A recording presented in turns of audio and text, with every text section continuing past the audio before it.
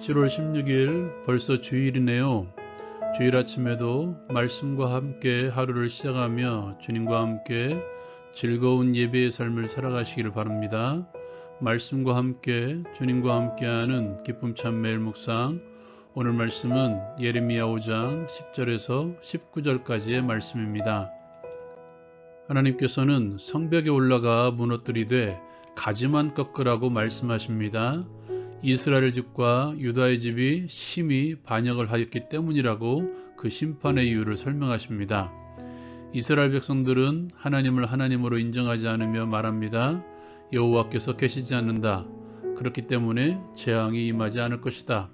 선지자는 바람이다. 말씀이 그 속에 없다 라고 말합니다. 하나님께서는 바람 같은 그 말씀을 불이 되게 하시고 너희를 나무가 되게 하여 불사를 것이라고 선언하십니다. 하나님께서는 또 이스라엘을 심판하시기 위해서 이방 나라를 사용하시겠다고 말씀하십니다.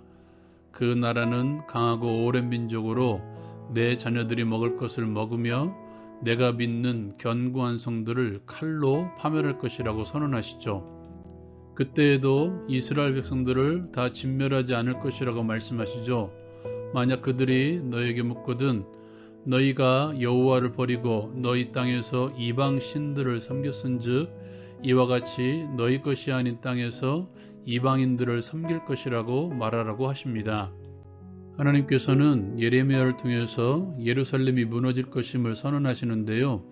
오늘 말씀에서도 다 멸절하지는 않으신다고 말씀하십니다. 10절에서 가지만 꺾으라고 말씀하고 계시고요. 18절에서는 너희를 진멸하지는 아니하리라고 말씀하십니다. 남겨두시는 이유가 무엇입니까? 증인되게 하시는 것입니다. 19절 이후의 말씀에 보면 다 진멸하지는 않고 남은 자들은 심판의 증거가 되는 것이고 즉 선지자 예레미야는 그들에게 하나님께서 심판하시는 이유가 무엇인지 말씀해주는 선포자가 되는 것입니다. 같은 민족임에도 멸망의 증거가 되는 이들이 있고 그들에게 보여줌으로써 하나님께서 하신 일이라고 선언하는 사람이 있습니다. 이 둘 중의 선택은 우리의 몫입니다. 하나님의 심판의 증거가 될 것인가, 그 증거를 통해서 하나님의 심판을 선언하는 선포자가 될 것인가. 주홍글씨라는 것을 아십니까? 가늠한 여자에게 그 볼로서 가슴에 간음을 뜻하는 영어의 머리글자인 A를 주홍색으로 달아주었던 것을 이루는 말입니다. 미국의 식민지 시대에 영국의 청교도들이 정착했던 보스턴에서 행해진 것입니다.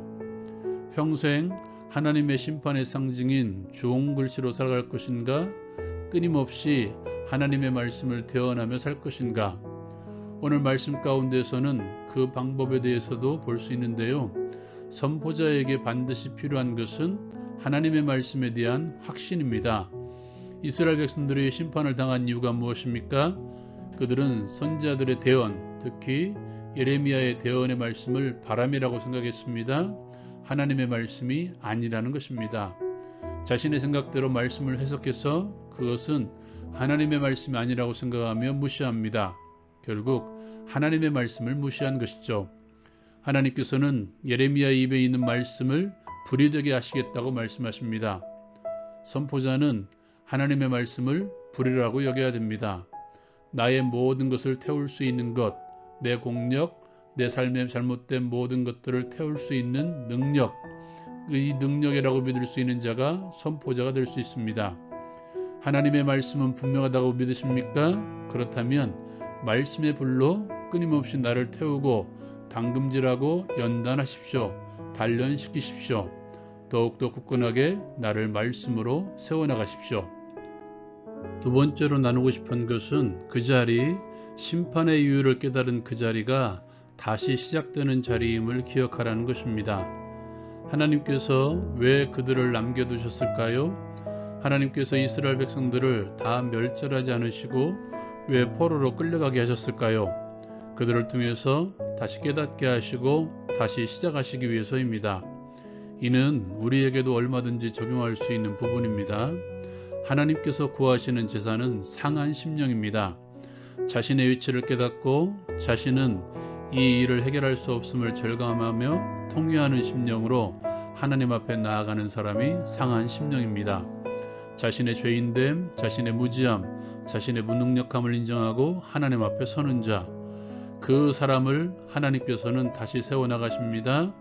나의 무능함을 말씀으로 태우고 다시 하나님의 말씀을 붙들고 사는 사람을 하나님께서는 세워나가시고 또 그 사람을 통해서 공동체를 세워나가십니다. 상한 심령으로 나아갔던 다윗을 통해서 이스라엘을 세우시고 상한 심령이었던 베드로를 고치시고 그를 통해서 초대교회를 세워나가셨습니다. 상한 심령으로 하나님 앞에 끊임없이 나아가는 나를 통해서 나의 가정을, 교회를, 이 나라를 세워나가실 것입니다. 우리 함께 기도하며 하루를 이렇게 살아갑시다. 말씀의 불로 끊임없이 나를 태워 말씀으로 굳게 서는 자가 되게 하소서. 하나님 앞에 나의 죄인됨, 나의 무능력함을 인정하는 상한 심령으로 나아가게 하소서.